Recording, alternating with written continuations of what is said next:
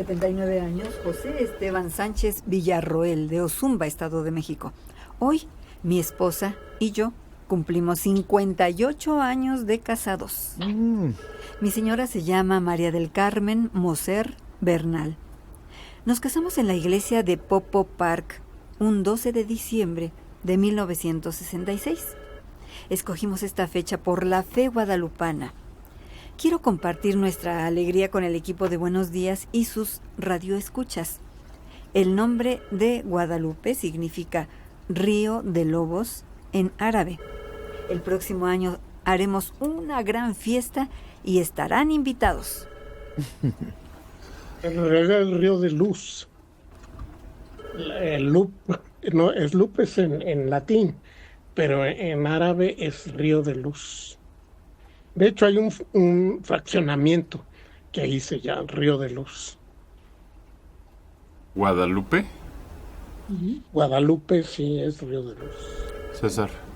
Hay una enorme discusión porque durante mucho tiempo, como dice Mario, se pensó que era Guadil, río en árabe, y lupus, que es latín, lobo, pero se ha dicho también río de aguas ocultas o también cauce, porque dicen que es la que lleva el agua viva, y el agua viva pues es nuestro Señor Jesucristo. Entonces por eso es otra etimología muy bonita que se dio a últimas fechas, se ha dado a últimas fechas y me gusta. A lo mejor no es vero ma es ben trovato, no es verdad, pero está bien cantado. No, pero está bien dicho. Gustavo Salgado García, 55 años, desde Miami, Florida. Están hablando de la Virgen de Guadalupe. No han comentado que un gran jefe católico, arzobispo o algo así, vendió los derechos de la imagen a japoneses. ¿Lo olvidaron o a ustedes les taparon la boca con dinero? Eso quisiéramos. Pues sí, pero no, Gustavo. Y ni eran los japoneses, empezando por ahí. ¿Ni qué? No eran los japoneses, eran los chinos, ¿no? Exacto. Así que el que está mal informado y habla sin saber es usted, Gustavo. ¿Y eso qué? Además, ¿eso qué? Es que empezaron a usarlo en una marca de aceite. Una marca de aceite comestible y sacaban tal cual la imagen. Era aceite Patrona se llamaba. Entonces ahí sí se movilizaron porque pues no les pareció que sin más la usaran, ¿no? Pero sí en esa época alguien en Oriente compró los derechos para comercializarlo en estampados y ropa. No, creo que eran llaveritos, Dora. No, eran estampados, ropa y todo, cualquier artículo, Maneli, fue de amplio margen esa patente. Ah, sí, la imagen, sí, en lo que quisiera. La imagen, desde luego, sí. ¿Qué tiene de malo? Bueno, la misma Iglesia Católica, todos los que están alrededor de este templo que deja muchísimo dinero, no lo hicieron, porque se hubieran visto muy mal, vienen de fuera, lo hacen, pues, como patentar la tortilla, ¿no? Pues sí. El sol. Pues sí. Hay quien patentó el sol, entonces. Ellos no lo hacen, pero si alguien lo va a trabajar, le vendes la patente y órale que le saque. Las alcancías me llaman la atención, sus conductos, han explicado cómo funcionan y van a una bóveda de todo lo que reciben. Entonces, no hombre, hubo otros peores, cállese, muchos peores, los no creyentes de la aparición, César. Ese aceite del que nos habla Mario, la fábrica está en Córdoba. Y cuando va uno llegando a Córdoba, huele cómo apesta la fábrica esta muy famosa. Pero lo simpático es que de aceite, sí, pero tenía el logotipo, era la Virgen de Guadalupe. Entonces la gente no la tiraba, porque obviamente era una irreverencia tirarlo a la basura. Así que tenía en su casa montones de botellas de plástico de aceite, de este aceite. Esto es auténticamente cierto, ¿eh? Sobre todo en Córdoba, Veracruz, donde yo vi casas que decían, oye, eso no es que la Virgen de Guadalupe, ¿cómo la vamos a tirar? No la guardaba. Aquí vimos a la presidenta salir con una falda Con de la Virgen de Guadalupe, sí. Que a algunos ofendió, Sí. pero que a otros les dio mucho gusto. Marcos Hipólito. Oye, ya que andas por aquí, ¿qué noticias de la basílica, sus alrededores y de la llegada de los peregrinos? Tú que andas volando por esa zona. Pues fíjate que fue durante toda la noche y madrugada el arribo de miles de peregrinos a la Basílica de Guadalupe. Hay calles y avenidas cerradas en las inmediaciones, incluso de la Gustavo Amadero, a pesar de la presencia de cientos de policías. Lo que sí fue evidente es que son menos de los que han arribado en años anteriores, pero siguen llegando esta mañana a lo que es la Basílica de Guadalupe, y están sin servicio varias estaciones de las líneas 6 y 7 del Metrobús, porque la gente que utiliza estas líneas pues se ven obligados a caminar en busca de otro medio de transporte. Línea 6 del Metrobús solo tiene servicio del Rosario a Deportivo 18 de marzo y de San Juan de Aragón a Villa de Aragón. Esto ha provocado molestias a miles de usuarios que no les queda otra más que caminar. No son peregrinos, es la gente que pues usa el Metrobús y ahora encuentra muchas estaciones cerradas. Y siguen cerradas también avenidas como la Calzada de Guadalupe desde el eje 3 Norte, Misterios, Cantera, el eje 5 Norte, Montevideo. Hay muchísimos policías para intentar garantizar la seguridad de los peregrinos, y afortunadamente en las inmediaciones de la Basílica de Guadalupe todo está sin novedad. Manelik. Hilda González. Manelik, mientras en la Basílica de Guadalupe estarán Ana Bárbara, Antonio Betancourt, Banda La Adictiva, Carlos Rivera, Caro Heredia, Daniela Romo y Tati Cantoral, entre otros, aquí cerquita de mi pueblo hay un lugar que se llama Santiago Tianguistenco. Y al lado está otro lugar que se llama Gualupita, Tierra del Zarape.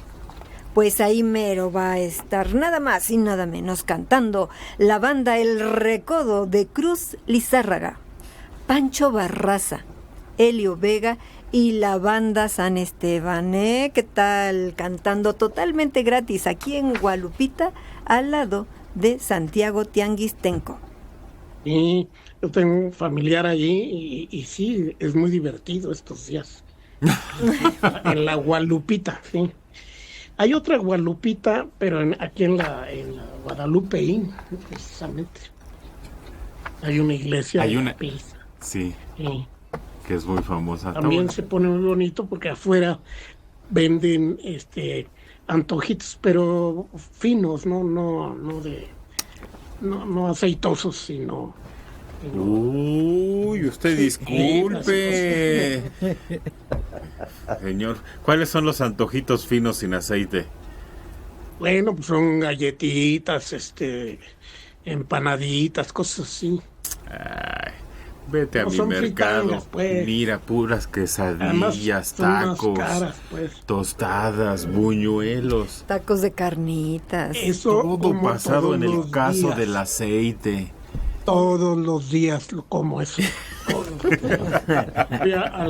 a las gorditas azules que venden ahí aquí en Revolución, es mi desayuno. Y no te imaginas las filas que hacen en esas gorditas que es. Sí. Mónica Alejandra, buenos días.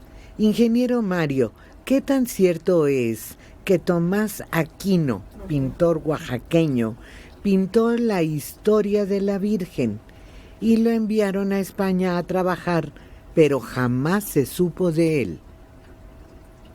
No, creo que la confunde usted con el que pintó el lienzo, que es un nombre. Manuel. Está atribuido a Manuel, ¿qué se llama? Creo que es Manuel. Muy bien. ¿Qué otra cosa le se reconoce quién es el autor. Y porque además hay murales en conventos de esa época que él pinta y los puede uno buscar en internet, que ahorita acordamos del nombre y... Manuel, ya lo están buscando todos y no se acuerdan. Marcos Zipac. No, Zipac. Aquino. Pero es Aquino. Es Marcos Aquino, claro. Sí, Aquino. Ese es el que se le atribuye Y de eso precisamente era la carta de Casbalceta, que hablamos hace un rato, donde decían que él era el que lo había hecho la pintura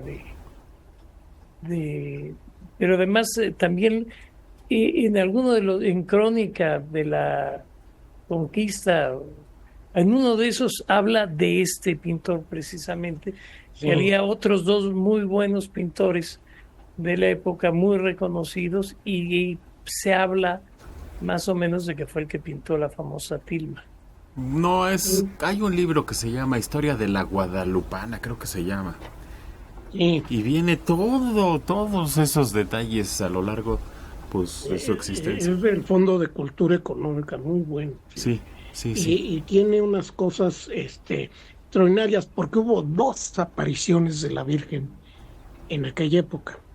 Una la recibió Juan Diego, y el otra Juan Diego Bernardino. Esta fue en Puebla, en Tlaxcala, me parece que era Tlaxcala, donde hay un templo blanco en una cumbre, ¿cómo se llama? La iglesia de la... No es Cholula, es ¿cómo se llama? No. Ay, ya todos agachan su cabeza buscando se ponen a buscarla. anémona. Miroslava Cruz Garza, de la Nueva Santa María, 68 años. Para Manelik, te has vuelto tan gracioso conduciendo el programa que caes en la ridiculez. Haces demasiados ademanes. Están mejor ubicados los integrantes del programa de televisión ¿Qué importa?, con Eduardo Videgaray y Ramón San Cristóbal. ¿Quiénes son esos? Ahora sí me dolió el insulto. Eso que te comparen con... Ya no voy a hacer ningún ademán a partir de este momento. Como momia me voy a comportar. Te podemos amarrar los brazos aquí a la codera. Y así ya... Tráiganse el mecate. Sí, el gran maestro clavillazo. Pura vida.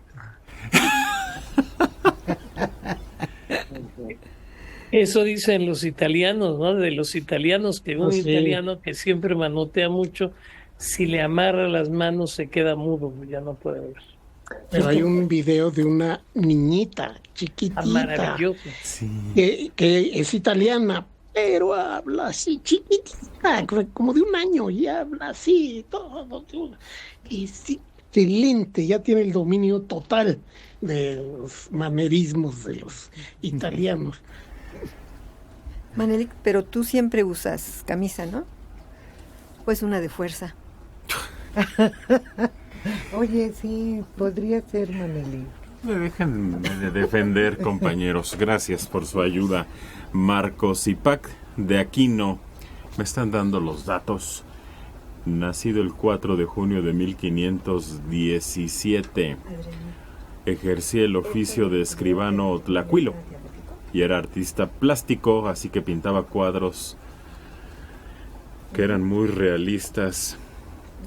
Se encuentra entre sus obras el escudo de Santo Tomás de Aquino. Se cree que murió en el siglo XVI. Nació y murió. Pues el propio Bernal Díaz del Castillo reconoce a Marcos Zipac como uno de los pintores autóctonos excelentes del Nuevo Mundo. El indio Marcos, le decían, y así lo mencionan varias veces.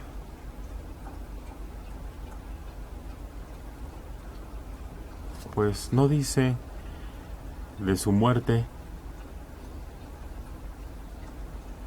Nada más. Bueno, si nació en 17, difícilmente iba a vivir hasta el siglo siguiente, ¿no? Ah, sí, tienes razón, claro.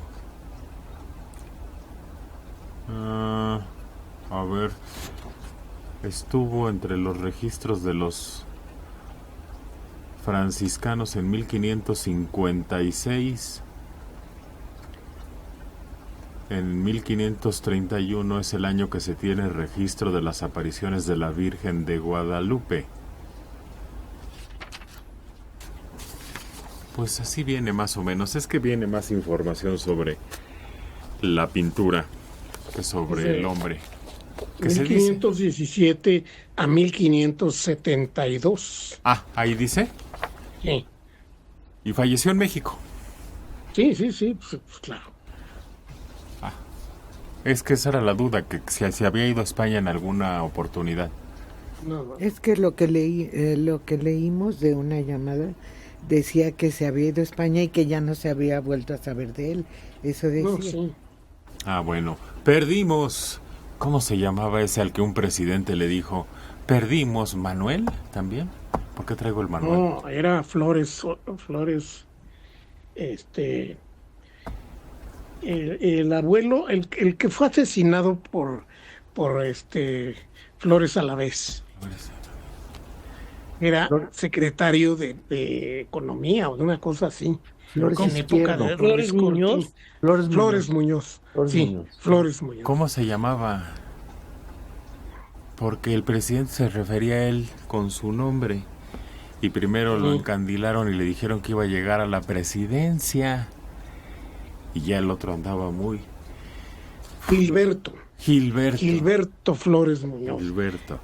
Pero es que él estaba dándole la lata al presidente, entonces el presidente lo empezó a cultivar, porque Ruiz Cortines como era veracruzano, era muy dado a ese tipo de bromas, ¿no? Y le dijo, no, casi es un hecho, que no sé qué. Y cuando resulta ser López Mateos, llega el otro a reclamarle y le dice, pues perdimos.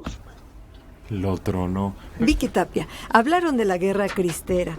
¿Podrán decir a qué se debió ese conflicto? Político.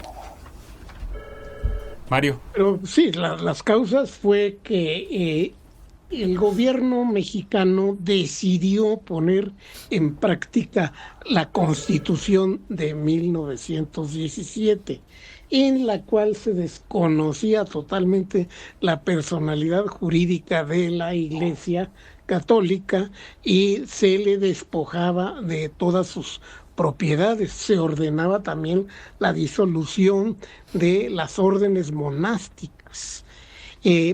Todo eso era letra muerta y algunas normas ya existían desde la Constitución anterior, pero el gobierno ya de Obregón decidió ponerlas en práctica.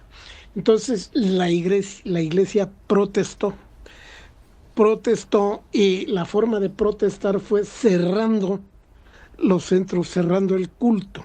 Con eso la gente pensó que el gobierno había cerrado las iglesias y se inició una rebelión, sobre todo en las zonas supercatólicas del Bajío y hasta Veracruz. Se levantaron en armas muchos agraristas que habían estado en la revolución y tenían generales y todo, y llegaron a ocupar muchas zonas del país que iban desde Jalisco hasta Veracruz. Y empezaron a realizar sabotajes también. Dinamitaban el tren de Guadalajara, por ejemplo. Y claro, el gobierno también era muy sangriento con ellos. Los capturaba y los ahorcaba en el momento de la captura, y llenó de cadáveres de cristeros todos los postes del telégrafo del ferrocarril a Guadalajara. Fue muy, muy sangrienta esa guerra. las batallas eran crueles entre ambos. No, el corte de orejas fue posterior, fue contra los maestros rurales en la época ya anterior al cardenismo y durante el cardenismo. No, en la guerra civil contra el gobierno, pues llegaron a ocupar muchas regiones. La guerra se acabó cuando la Iglesia firmó la paz con Emilio Portes Gil a la muerte de Obregón. Todavía el gran poder pues era Calles, pero la Iglesia aceptó la paz, se reabrieron los templos y los cristeros pues se fueron rindiendo poco a poco, porque la Iglesia no les ordenó que depusieran las armas. Los abandonó, los dejó ahí a su suerte, César. Pues la falta de personalidad de la Iglesia Católica, es decir, la incapacidad para ser sujeto de derechos que tenía la Iglesia Católica, que venía en la Constitución del 17, perduró hasta Salinas de Gortari, que con el fin de poder llevar agua a su molino ante el evidente fraude electoral que había cometido, quiso contentarse con la Iglesia Católica y le restituyó su personalidad, y ahora gracias a eso sí puede con ciertos requisitos ser dueño de bienes. Pero la crueldad se dio de todos lados. En la guerra había un famoso padre Durán que en un ferrocarril los detuvieron y dijo: ¿qué hacemos? Mátenlos. Dijo: pero ¿y qué tal si hay unos que son católicos? Mátenlos a todos, que Dios sabrá escoger entre ellos. Y esto desde luego haciendo alusión a otro personaje muy, muy anterior, que ¿para qué me sigo? Gracias. Fue en Jerusalén cuando tomaron los cruzados Jerusalén.